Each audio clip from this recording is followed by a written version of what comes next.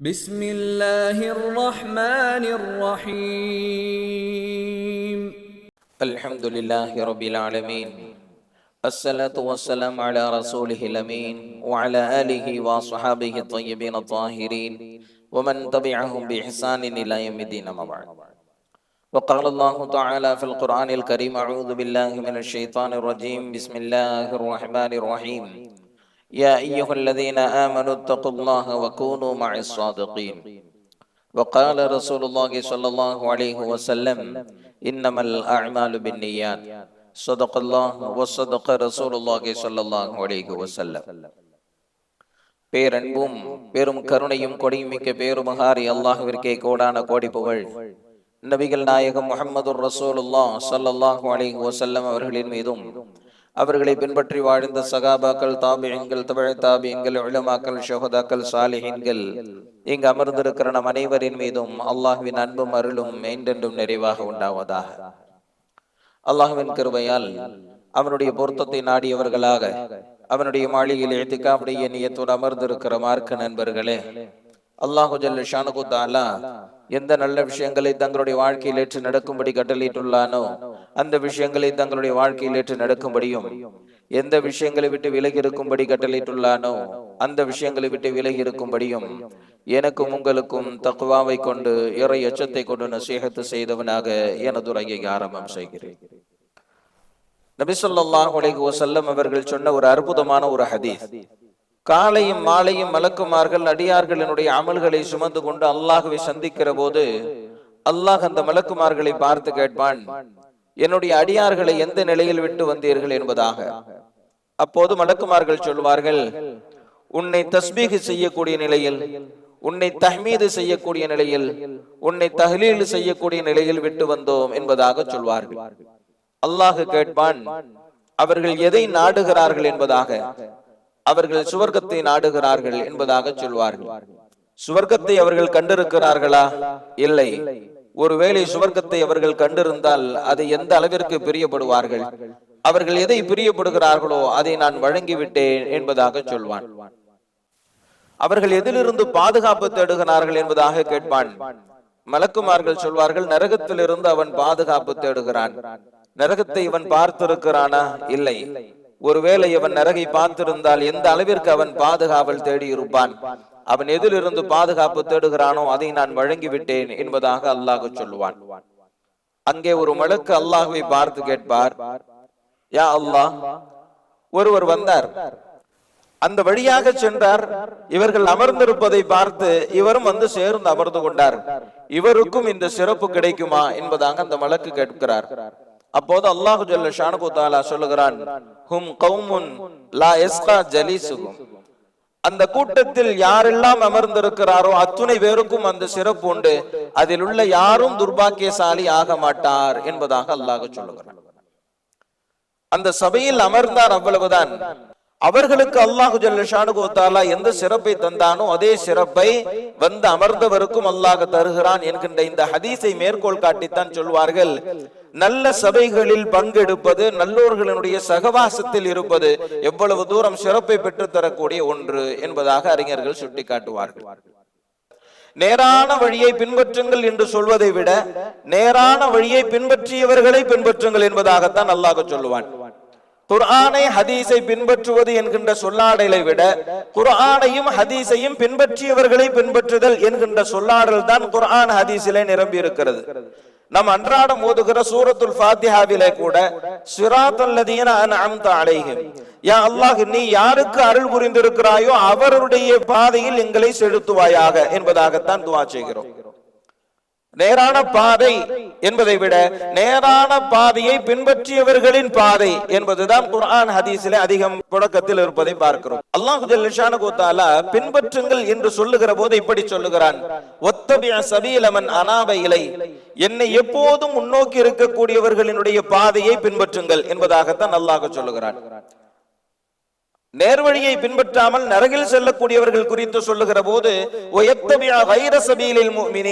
நல்லோர்களின் பாதை அல்லாததை அவர்கள் பின்பற்றினார்கள், எனவே நரகம் சென்றார்கள் என்பதாக அல்லாஹ் சொல்லுகிறான். என்றால் நேர் வழியை பின்பற்றுதல் என்பதை விட நேர் வழியை பின்பற்றுபவர்களை பின்பற்றுபவர்கள் என்பதுதான் நாம் புரிந்து கொள்ள வேண்டிய மிக முக்கியமான ஒரு செய்தி. நபிமார்கள் கூட அப்படித்தான் துஆ செய்திருக்கிறார்கள். ஹஜ்ரத் யூசுப் அலைஹிஸ்ஸலாம் அவர்கள் செய்த துஆ, தவஃபனி முஸ்லிமன் வ அல்ஹிக்னி பிஸ்ஸாலிஹீன், யா அல்லாஹ் என்னை முஸ்லிமாக மரணிக்க செய்து நல்லோர்களோடு சேர்த்து விடு என்பதாக. ஹஜ்ரத் சுலைமான் அலைஹிஸ்ஸலாம் அவர்கள் செய்த துஆ, அனைத்து வகையான அபாரமான ஆட்சியை பெற்றவர்கள், பறவைகளின் பாஷை தெரிந்தவர்கள், ஜின்களோடு பேசக்கூடிய ஆற்றல் பெற்றவர்கள், காற்றை கூட வசியப்படுத்தியவர்கள், பிரம்மாண்ட ஆட்சியை பெற்ற ஹஜ்ரத் சுலைமான் அலைஹிஸ்ஸலாம் அவர்கள் கேட்ட துஆ, வஅத்கில்னி பிரஹ்மதிக ஃபீ இபாதிக ஸாலிஹீன், யா அல்லாஹ் உன்னுடைய அருளால் என்னை நல்லோர்களோடு சேர்த்து விடு என்பதாக. நபி ஸல்லல்லாஹு அலைஹி வஸல்லம் அவர்கள் கடைசி நேரத்தில் கேட்ட துஆ, மஅல்லதீன அன்அம்த அலைஹிம் மினன் நபிய்யீன் வஸ்ஸித்தீகீன் வஷ்ஷுஹதாஇ வஸ்ஸாலிஹீன் அல்லாஹும்ம ஃபிர்லி வர்ஹம்னி வ அல்ஹிக்னி பிர்ரஃபீகில் அலா. நபி ஸல்லல்லாஹு அலைஹி வஸல்லம் அவர்களுடைய கடைசி வார்த்தை இதுதான். நபிமார்களோடு, சித்தீகீன்களோடு, ஷுஹதாக்களோடு, நல்லோர்களோடு என்னை சேர்த்து விடு என்கின்ற இந்த பிரார்த்தனை தான் நபி ஸல்லல்லாஹு அலைஹி வஸல்லம் அவர்கள் இறுதி நேரத்தில் கேட்ட பிரார்த்தனை என்று சொன்னால், நல்லோர்களோடு சங்கமித்து இருப்பது என்பது எவ்வளவு தூரம் அதிமுக்கியத்துவம் வாய்ந்தது என்பதை நம்மால் புரிந்து கொள்ள முடிகிறது.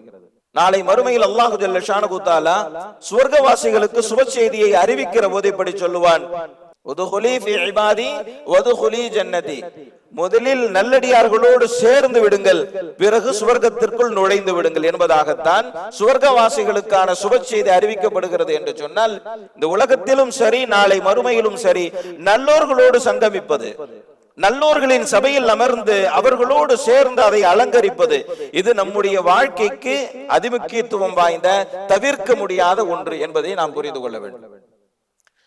நபி ஸல்லல்லாஹு அலைஹி வஸல்லம் அவங்க ஆயிரக்கணக்கான ஹதீஸ்களை சொல்லி இருக்கிறாங்க. ஒரு ஹதீஸுக்கு ஒரு சிறப்பு இருக்கு. என்ன சிறப்பு அப்படின்னா, அந்த ஹதீஸ நபி ஸல்லல்லாஹு அலைஹி வஸல்லம் அவங்க சொன்ன போது சகாபாக்களுக்கு இருந்த சந்தோஷம் அளவிற்கு வேற எந்த ஹதீஸையும் நபி ஸல்லல்லாஹு அலைஹி வஸல்லம் அவர்கள் சொன்ன போது இருந்ததில்லை. அந்த ஹதீஸ் என்ன தெரியுமா? நபி ஸல்லல்லாஹு அலைஹி வஸல்லம் கிட்ட ஒரு சகாபி வந்தாரு. மத்த ஸாஆ யா ரசூலல்லாஹ், எப்போது கியாமத் வரும் என்பதாக கேட்டார். நபி ஸல்லல்லாஹு அலைஹி வஸல்லம் அவர்கள் கேட்டார்கள், கியாமத்தை எதிர்பார்க்கிறீரே, என்ன அமலை சேர்த்து வைத்திருக்கிறீர் என்பதாக கேட்டார்கள். அப்போது அந்த சகாபி சொன்னார், சொல்லும்படியாக அப்படி பெரிதாக எதுவும் இல்லை, அல்லாஹ்வையும் ரசூலையும் நேசிக்கிறேன் என்பதாக சொன்னார்கள். நபி ஸல்லல்லாஹு அலைஹி வஸல்லம் அவர்கள் சொன்னார்கள், அல் மர்உ மஅ மன் அஹப்ப, யார் யாரை நேசிக்கிறாரோ அவர் அவரோடு சுவனத்தில் இருப்பார் என்பதாக சொன்னார்கள். நபி ஸல்லல்லாஹு அலைஹி வஸல்லம் அவர்கள் இந்த வார்த்தையை சொன்னபோது சகாபாக்களுக்கு ஏற்பட்ட மகிழ்ச்சி அளவிற்கு அலாதியான இன்பம் வேறு எந்த சந்தர்ப்பத்திலும் ஏற்பட்டதில்லை என்பதாக வரலாறு அழகாக குறிப்பிடுகிறது என்று சொன்னால் யோசித்து பார்க்கிறோம். நாம் நபி ஸல்லல்லாஹு அலைஹி வஸல்லம் அவர்களை உளப்பூர்வமாக நேசிக்கிறோம். நாளை சுவர்க்கத்தில் நபி ஸல்லல்லாஹு அலைஹி வஸல்லம் அவர்களோடு இருக்கக்கூடிய பாக்கியம் நமக்கு உண்டு என்கின்ற உறுதிப்பாட்டை தந்த வார்த்தை இந்த அற்புதமான வார்த்தை, அல் மர்உ மஅ மன் அஹப்ப, யார் யாரை உலகில் நேசிக்கிறாரோ அவர் அவரோடு சுவர்க்கத்தில் இருப்பார். இமாம் அபூ ஸுராஅ ரஹிமஹுல்லாஹ் ஒரு மிகப்பெரிய மேதை, மிகப்பெரிய சட்ட வல்லுனர், முஹத்திஸ். அவர்கள் வஃபாத் ஆயிட்டாங்க. அவர்களுடைய மாணவர் முஹம்மது பின் முஸ்லிம் அவர்களினுடைய கனவில் வருகிறார்கள். அந்த கனவிலேயே மாணவர் தன்னுடைய ஆசிரியரிடத்திலே கேட்கிறார், இமாம் அவர்களே, உங்களிடத்தில் அல்லாஹ் எப்படி நடந்து கொண்டான் என்பதாக. அப்போது இமாம் அபூ ஸுராஅ ரஹிமஹுல்லாஹ் அவர்கள் சொல்லுகிறார்கள், மலக்குமார்களை பார்த்து என் குறித்து அல்லாஹ் சொன்னான், அல்ஹிகுஹு பி அபி அப்துல்லாஹ் வ அபி அப்துல்லாஹ் வ அபி அப்துல்லாஹ் என்பதாக சொன்னான். இவரை அபு அப்துல்லாவோடு சேர்த்து விடு, இன்னொரு அபு அப்துல்லாவோடு சேர்த்து விடு, இன்னொரு அபு அப்துல்லாவோடு சேர்த்து விடு என்பதாக சொன்னான். 3 அபு அப்துல்லா. அபு அப்துல்லா என்று சொன்னால் தன்னுடைய மகனுக்கு அப்துல்லா என்று பெயர் இருக்குமானால் தனக்கு அபு அப்துல்லா என்கின்ற பெயர். 3 அபு அப்துல்லாக்களோடு இவரை சேர்த்து விடுங்கள் என்பதாக அல்லாஹ் மலக்குமார்களை பார்த்து உத்தரவிட்டான் என்பதாக சொல்லிவிட்டு அந்த 3 அபு அப்துல்லாவை சொன்னார்கள். முதலாவது அபு அப்துல்லா இமாம் மாலிக் ரஹிமஹுல்லாஹ் அவர்களுக்கு அப்துல்லா என்கின்ற தனையன் இருந்த காரணத்தினால் இமாம் மாலிக் ரஹிமஹுல்லாஹ் அவர்கள் அபு அப்துல்லா அவர்களோடு சேர்த்து விடுங்கள். இமாம் ஷாஃபிஈ ரஹிமஹுல்லாஹ் அவர்களுக்கு அப்துல்லா என்கின்ற தனையன் இருந்த காரணத்தினால் 2வது அபு அப்துல்லாவோடு சேர்த்து விடுங்கள். இமாம் அஹ்மது பின் ஹம்பல் ரஹிமஹுல்லாஹ் அவர்களுக்கும் அப்துல்லா என்கின்ற மகன் இருந்த காரணத்தினால் இந்த 3வது அபு அப்துல்லாவோடு சேர்த்து விடுங்கள் என்பதாக மலக்குமார்களுக்கு அல்லாஹ் உத்தரவிட்டான் என்பதாக இமாம் அபூ ஸுராஅ ரஹிமஹுல்லாஹ் அவர்கள் சொன்னார். தன்னுடைய ஆசிரியர் பெருமக்களோடு தான் அவர்கள் நெருக்கமான தொடர்பு கொண்டிருந்தார்கள். காலையில் இருந்து இரவு வரை கண்மூடினாலும் திறந்தாலும் எப்போதும் ஆசிரியர்களோடு இருந்த சகவாசத்தின் காரணத்தினால் அல்லாஹு ஜல்ல ஷானுஹு தஆலா நாளை மறுமையில் அவர்களோடு இவர்களை சேர்த்து விடுமாறு அல்லாஹ் சொன்னான் என்று சொன்னால், அல் மர்உ மஅ மன் அஹப்ப, யார் யாரோடு இருக்கிறாரோ அவர் அவரோடு சேர்க்கப்படுவார். இமாம் அபூ ஹனீஃபா ரஹிமஹுல்லாஹ் அவர்கள் எவ்வளவு பெரிய சட்ட வல்லுனர், 12 லட்சம் சட்டங்களுக்கு விளக்கம் தேடி தந்த மகனார் இமாம் அபூ ஹனீஃபா ரஹிமஹுல்லாஹ் அவர்கள்.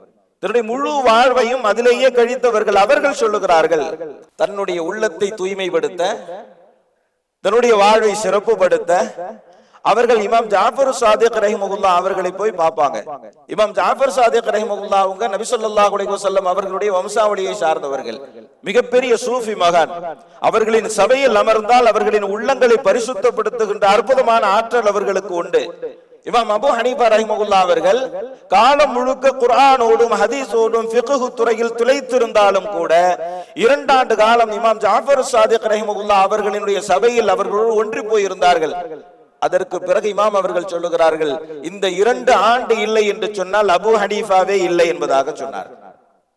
என்றால் நல்லோர்களினுடைய சகவாசம், நல்லோர்களினுடைய தோழமை, அவர்களின் சபையில் அமர்கின்ற பாக்கியம். இமாம் ஷாஃபிஈ ரஹிமஹுல்லாஹ் அவர்கள் அடிக்கடி ஒரு கவிதை ஒன்று பாடுவார்கள்.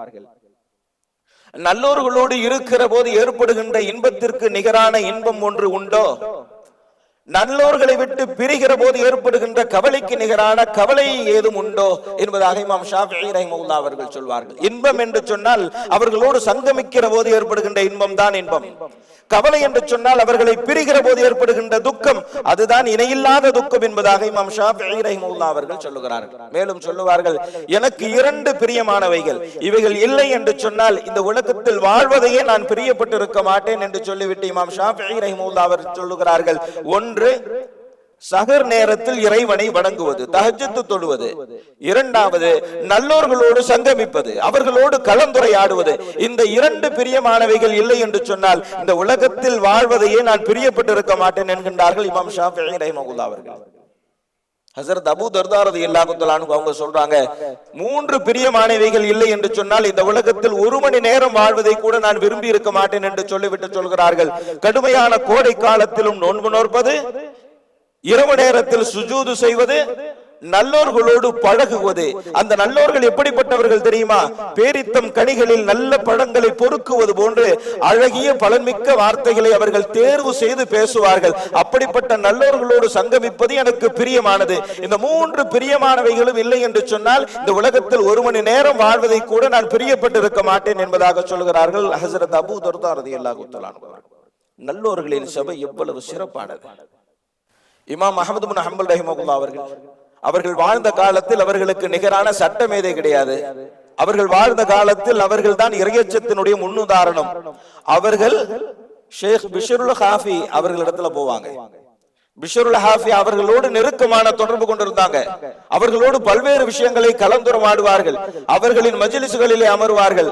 மட்டுமல்ல, தன்னை சந்திப்பதற்கு யாரேனும் வந்தால் அதில் சூஃபிமார்கள் யாரேனும் வந்து திரும்புகிற போது தன் வீட்டு பிள்ளைகளை அவர்களுக்கு பின்னால் ஊர் எல்லை வரை சென்று விட்டு திரும்புமாறு சொல்வார்கள். அவர்களின் பிள்ளைகள் கேட்பார்கள், பலரும் வருகிறார்கள் தங்களை சந்திக்க, ஆனால் சிலர் வந்தால் மட்டும் அவர்களை பின்தொடர்ந்து ஊர் எல்லை வரை அனுப்புகிறீர்களே, காரணம் என்ன என்று சொல்லுகிற போது இமாம் அஹ்மத் பின் ஹம்பல் ரஹிமஹுல்லாஹ் அவர்கள் சொல்லுவார்கள், இவர்கள் மிகப்பெரிய சூஃபி, உலகத்தை நேசிக்காதவர்கள், இறைவனின் நேசத்தையே நோக்கமாக கொண்டவர்கள்.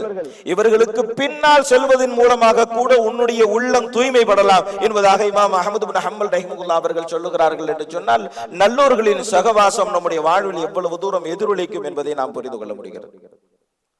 இந்தியாவினுடைய தலை சிறந்த மாமேதை அல்லாமா அபுல் ஹசன் அலி அன்-நதவி ரஹிமஹுல்லாஹ் அவர்கள் எழுதாத துறை இல்லை, பேசாத விளக்கம் இல்லை. எல்லா அரபு கல்லூரிகளிலும் அவர்களினுடைய நூல் பாடமாக இருக்கிறது. இஸ்லாமிய நூலகங்களை அலங்கரிக்கக்கூடிய பல்வேறு கிதாபுகளை எழுதியவர்கள் அல்லாமா அபுல் ஹசன் அலி அன்-நதவி ரஹிமஹுல்லாஹ் பல நாடுகளுக்கு சென்று மார்க்க பிரச்சாரம் செய்த மாமேதை. அவர்கள் ஷேக் அப்துல் ரஹீம் ராய்பூரி அவர்களினுடைய ஹான்காவிற்கு சொல்வார்கள். அங்கே அமர்வார்கள், அவர்களின் சபைகளிலே பங்கெடுப்பார்கள். அவர்கள் சொல்லுவார்கள், எவ்வளவு தூரம் மார்க்கத்தை தெளிந்த நீரோடை போன்று தெரிந்திருந்தாலும் சரி, உள்ளத்தில் ஏற்படக்கூடிய கரைகளை அழுக்கை நீக்குவதற்கு இது போன்ற மகான்களினுடைய சபை அவசியம் என்பதாக சொல்கிறார். அவர்கள் பாவம் செய்ய போறதில்லை, பெரிய பெரிய தவறு செய்ய போறதில்லை, நேர்மை தவற போறதில்லை, பிறருக்கு அநியாயம் செய்ய போறதில்லை. ஆனால் உள்ளத்தில் ஏற்படுகின்ற கரை அழுக்கு என்று எதை சொல்லுகிறார்கள் என்று சொன்னால், ஒரு மாமேதை என்று பாராட்டப்படுகிற போது மனித இயல்பு என்கின்ற அடிப்படையில் எழக்கூடிய பெருமை கூட அழுக்காக அவர்கள் கண்ட காரணத்தினால் அதை தூய்மைப்படுத்துவதற்கு இது போன்ற மகான்களினுடைய சபை தேவைப்படுகிறது என்பதாக அல்லாமா அபுல் ஹசன் அலி அன்-நதவி ரஹிமஹுல்லாஹ் அவர்கள் சொல்லுகிறார்கள். அல்லாஹ் ஜல்ல ஷானஹு தஆலா குர்ஆனில் சொல்லுகிறான், யா அய்யுஹல்லதீன ஆமனு தகுல்லாஹ வ கூனு மஅஸ் ஸாதிகீன். விசுவாசம் கொண்டவர்களே, அல்லாஹ்வை அஞ்சுங்கள், நல்லோர்களோடு இருங்கள் என்பதாக சொல்லுகிறான். ஏன் அல்லாஹ் ஜல்ல ஷானஹு தஆலா இதை இரண்டையும் இணைத்து சொல்லுகிறான் என்பதற்கு இமாம் முஹம்மது இப்னு ராத்திப் ரஹிமஹுல்லாஹ் அவர்கள் தன்னுடைய மன்ஹஜுத் தாயிபின் என்கின்ற கிதாபிலே சொல்லுகிறார்கள், யார் யாரோடு அதிகம் நெருக்கமாக இருப்பாரோ, எது குறித்து அதிகம் கலந்துரையாடுகிறாரோ அதைத்தான் அவர் பிரதிபலிக்கவும் செய்வார். ஒரு வியாபாரியோடு நெருங்கி பழகுகிறார் என்றால், வியாபாரம் குறித்து அதிகம் கலந்துரையாடுகிறார் என்று சொன்னால், அவரும் அந்த வியாபாரத்தை வெளிப்படுத்தக்கூடியவராகத்தான் இருப்பார். அதே போன்று ஒரு மார்க்க அறிஞரோடு ஒருவர் நெருங்கி பழகுகிறார் என்றால், மார்க்கம் குறித்து அதிகம் கலந்துரையாடுகிறார் என்று சொன்னால், அவரும் மார்க்க சிந்தனை பெறக்கூடியவராகத்தான் இருப்பார். அதே போன்று பாவம் புரியக்கூடியவரோடு, கேளிக்கையில் கவனம் செலுத்தக்கூடியவரோடு ஒருவர் நெருங்கி பழகுகிறார் என்று சொன்னால், கேளிக்கைகள் குறித்து அதிகம் பேசுகிறார் என்று சொன்னால், அவரும் பொடுபோக்குள்ளவராக, கேளிக்கையில் சிந்தனை நாட்டம் உள்ளவராகத்தான் இருப்பார் என்பதாக இமாம் முஹம்மது இப்னு ராத்திப் ரஹிமஹுல்லாஹ் அவர்கள் சொல்லுகிறார்கள். எனவே தான் அல்லாஹ் ஜல்ல ஷானஹு தஆலா யா அய்யுஹல்லதீன ஆமனு தகுல்லாஹ வ கூனு மஅஸ் ஸாதிகீன், இறையச்சத்தோடு இருங்கள் என்று சொல்லிவிட்டு இறையச்சத்தோடு இருப்பதற்கான வழியையும் அல்லாஹ் சொல்லுகிறான். அது என்ன? வ கூனு மஅஸ் ஸாதிகீன், நல்லோர்களோடு இருங்கள் என்பதாக அல்லாஹ் சொல்லுவதாக சொல்கிறார். வரலாற்றிலே பார்க்கிறோம், ஃபிரௌனின் அமைச்சராக இருந்த ஹாமான் ஃபிரௌனுடைய வரம்பு மீறலை தான் வெளிப்படுத்தினான். ஹஜ்ஜாஜினுடைய அமைச்சராக இருந்த யஸீத் இப்னு முஸ்லிம் ஹஜ்ஜாஜினுடைய கொடுங்கோன்மையை தான் வெளிப்படுத்தினான். கலீஃபா சுலைமான் இப்னு அப்துல் மலிக் அவர்களோடு இருந்த ரஜா இப்னு ஹைவா ரஹிமஹுல்லாஹ் அவர்கள் நேர்வழி காட்டிய காரணத்தினால் கலீஃபா சுலைமான் இப்னு அப்துல் மலிக் அவர்கள் தனக்கு பின்னால் கலீஃபா உமர் இப்னு அப்துல் அசீஸ் ரஹிமஹுல்லாஹ் அவர்கள் கலீஃபாவாக வர வேண்டும் என்று சொல்லிவிட்டு மறைந்தார்கள். இஸ்லாத்தினுடைய பொற்காலம் என்று போற்றப்படுகின்ற அற்புதமான காலத்தை உலகத்திற்கு மீண்டும் தந்தவர்கள் கலீஃபா உமர் இப்னு அப்துல் அசீஸ் ரஹிமஹுல்லாஹ் அவர்கள். இவர்களைத்தான் அடுத்த கலீஃபாவாக கொண்டு வர வேண்டும் என்று ஆலோசனை கொடுத்தவர்கள் இமாம் ரஜா இப்னு ஹைவா ரஹிமஹுல்லாஹ் அவர்கள். இதை சொல்லிவிட்டு சொல்லுவார்கள், அல்லாஹ் ஜல்ல ஷானஹு தஆலா ஒரு அரசனுக்கு நலவை நாடுகிறான் என்று சொன்னால் நல்ல ஆலோசனை சொல்லக்கூடிய அமைச்சர்களை கூட வைப்பான். அதே போன்று யாருக்கு அல்லாஹ் நலவை நாடவில்லையோ அவருக்கு நலவை சுட்டி காட்டுகின்ற அமைச்சரை அல்லாஹ் வைக்க மாட்டான். தீங்கை தூண்டுகிற, அவனுடைய தீங்கிற்கு துணை போகக்கூடிய அமைச்சரை தான் கூட வைப்பான் என்பதாக நபி ஸல்லல்லாஹு அலைஹி வஸல்லம் அவர்கள் சொன்ன ஹதீஸ் அபூ தாவூத் நஸீயில் வருகிறது. என்று சொன்னால், ஒருவருக்கு அல்லாஹ் நலவை நாடுகிறான் என்று சொன்னால் அவருக்கு நல்லோர்களின் சகவாசத்தை ஏற்படுத்துவான். அல்லாஹ் ஒருவருக்கு நலவை நாடவில்லை என்று சொன்னால் அவருக்கு நல்லோர்களின் சகவாசம் கிடைக்காது. அவர் செய்யக்கூடிய தவறை உற்சாகப்படுத்துகிற, அவர் செய்யக்கூடிய தீங்கிற்கு துணை போகக்கூடிய சகவாசத்தை தான் அனுப்பிப்பான் என்பதையே புரிந்து கொள்ள முடியும். இமாம் அய்யூப் அஸ்-சக்தியானி ரஹிமஹுல்லாஹ் அவங்க சொல்றாங்க, யாராச்சும் ஒரு நல்லவர், ஒரு சாலிஹ் இறந்து போயிட்டாங்க அப்படின்ற செய்தி எனக்கு வந்துச்சுன்னு சொன்னா, என்னுடைய உடம்புல இருக்கக்கூடிய ஒரு உறுப்பு துண்டிக்கப்பட்டதை போன்று நான் உணர்வேன் என்பதாக சொல்றான். ஒரு நல்லவங்க போயிட்டாங்க அப்படின்னு சொன்னா எனக்கு எவ்வளவு பெரிய துக்கம் ஏற்படும் தெரியுமா? என்னுடைய கைகால் துண்டிக்கப்பட்டு விட்டால் அது எப்படி இருக்குமோ அந்த அளவிற்கு நான் மிகவும் கடுமையாக உணர்வேன் என்பதாக சொன்னாங்க. என்று சொன்னால் இந்த அளவிற்கு அவர்கள் இவர்கள் நேசித்திருப்பார்கள். இந்த நேசம் தான் அவசியம், இந்த பிரியம் தான் அவசியம். என்கின்ற சூரத்துல் கஹ்ஃபில் வரக்கூடிய ஒரு வசனம். அல்லாஹ் ஜல்ல ஷானுஹு தஆலா சூரத்துல் கஹ்ஃபில் அந்த குகைவாசிகளோடு சென்ற ஒரு நாய் குறித்து குறிப்பிடுகிறான். இமாம் குர்துபி ரஹிமஹுல்லாஹ் அவர்கள் இந்த வசனத்திற்கு கீழே சொல்லுவார்கள், நல்லோர்களோடு சேர்ந்து விட்ட ஒரு நாய்க்கு கூட குர்ஆனில் இடம் பெறுகிற அளவிற்கு உயர்ந்த சிறப்பு கிடைக்கிறது என்று சொன்னால் நல்லோர்களோடு சேரக்கூடிய முஃமின்களுக்கு எவ்வளவு சிறப்பு கிடைக்கும் என்பதாக இமாம் குர்துபி ரஹிமஹுல்லாஹ் அவர்கள் சொல்லுவார்கள். நல்லோர்களோடு சேர்கிற ஒரு நாய்க்கு கிடைத்த சிறப்பு. நம்முடைய உள்ளத்தில் ஏற்படக்கூடிய அழுக்கை நீக்குவதற்கு, நம்முடைய உள்ளத்தில் படியக்கூடிய கரைகளை அகற்றுவதற்கு நல்லோர்களின் வார்த்தை ரொம்ப முக்கியம். இமாம் இப்னு அபி ஷைபா தன்னுடைய நூல்ல கொண்டு வராங்க. ஹஜ்ரத் கஅப் ரலியல்லாஹு தஆலா அன்ஹு அவங்க அறிவிக்கக்கூடிய ஹதீஸ், நபி ஸல்லல்லாஹு அலைஹி வஸல்லம் அவங்க சொல்றாங்க, நாளை மறுமையில் நல்லோர்களுக்கு தலைவராக இருக்கக்கூடியவரை அல்லாஹ் அழைப்பான். மலக்குமார்களிடத்திலே சொல்லுவான், இவரை கொண்டு போய் சொர்க்கத்தை சுத்தி காட்டிட்டு வாங்க அப்படின்னு சொல்லி. மலக்குமார்கள் அவரை கொண்டு போய் சொர்க்கத்தை சுத்தி காட்டிட்டு வருவாங்க. அவர் இருக்கக்கூடிய மாளிகையை காட்டுவாங்க, அவருடைய இன்பங்களை காட்டுவாங்க, அவரோடு இருந்தார்களே அவர்களினுடைய இருப்பிடத்தையும் காட்டுவார்கள், அவரவர்களினுடைய இன்பங்களையும் காட்டுவார்கள். அவருடைய முகம் அப்படியே பிரகாசமாக ஜொலிக்கும். உடனே அவர் வருவார், தன்னுடைய தோழர்களை அழைப்பார், அவர்களிடத்திலே பெருமையாக பேசுவார். நாம் என்னவெல்லாம் செய்தோம், அதற்கு அல்லாஹ் ஜல்ல ஷானஹு தஆலா நமக்கு எண்ணற்ற நிஅமத்துகளை வழங்கி இருக்கிறான். நாம் இருக்கக்கூடிய இருப்பிடம் எப்படி இருக்கிறது தெரியுமா, நமக்காக அல்லாஹ் சித்தப்படுத்தி வைத்திருக்கக்கூடிய இன்பங்கள் எப்படி இருக்கிறது தெரியுமா என்று பேசுவதை கேட்க அந்த மக்களினுடைய முகங்கள் எல்லாம் பிரகாசிக்கும். இவைகளை பார்த்து கொண்டிருக்கக்கூடிய மக்கள் பேசுவார்கள், ஹும் அஹ்லுல் ஜன்னah, இவர்கள் தான் சொர்க்கவாசிகள், அவர்களின் முகங்களை பாருங்கள் எவ்வளவு சந்தோஷம் என்பதாக. அதே போன்று பாவத்திற்கு தலைவராக இருந்தானே, மக்களை பாவத்தில் ஆழ்த்தினானே, அவனையும் அல்லாஹ் மறுமையில் கூப்பிடுவான். இவனுடைய இருப்பிடத்தை காட்டுங்கள் என்பதாக மலக்குமார்களிடத்திலே சொல்லுவான். அவர்கள் அவரை அழைத்துக் கொண்டு போய் நரகத்தில் அவருடைய இருப்பிடம் எங்கே இருக்கிறது, அவர் அனுபவிக்கக்கூடிய தண்டனை எப்படிப்பட்டது என்பதை சுட்டி காட்டுவார்கள். பார்க்க பார்க்க அவருடைய முகம் அப்படியே கருத்து போய்விடும். அவன் வருவான், தன்னுடைய சகாக்களை அழைப்பான், நாம் என்னவெல்லாம் பாவங்கள் புரிந்தோம், இறைவன் நமக்கு வைத்திருக்கிற தண்டனை எப்படி இருக்கிறது தெரியுமா, நாம் தங்கக்கூடிய இருப்பிடம் எப்படி இருக்கிறது தெரியுமா என்று அதை சொல்ல சொல்ல அதை கேட்கக்கூடியவர்கள், அவனோடு சேர்ந்து பாவம் புரிந்தவர்களுடைய முகங்களும் அப்படியே கருத்து போகும். இவைகளை பார்க்கக்கூடிய மக்கள் சொல்வார்கள், ஹும் அஹ்லுன் நார், இவர்கள் தான் நரகவாசி, இவர்கள் தான் நரகவாசி என்று சொல்வார்கள். என்று சொன்னால் இந்த உலகத்தில் நல்லோர்களோடு இருப்பது நாளை மறுமையினுடைய வெற்றியை நிர்ணயிக்கிறது. இந்த உலகத்தில் தீயோர்களோடு இருப்பது நாளை மறுமையினுடைய தண்டனையை உறுதிப்படுத்துகிறது. என்று சொன்னால் நல்லோர்களின் சகவாசம், நல்லோர்களுடைய சபை எவ்வளவு அவசியமானது என்பதை நாம் புரிந்து கொள்ள வேண்டும். அல்லாஹு ஜல்ல ஷானஹு தஆலா நல்லோர்களோடு வாழச் செய்து நாளை மறுமையிலும் நல்லோர்களோடு அல்லாஹ் எழுப்பி சுவர்க்கத்திலும் நல்லோர்களோடு நுழைய செய்வானாக.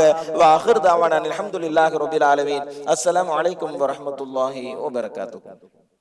பள்ளிவாசலின் பராமரிப்பிற்காக வேண்டி தாராளமாக உதவி செய்யுங்கள்.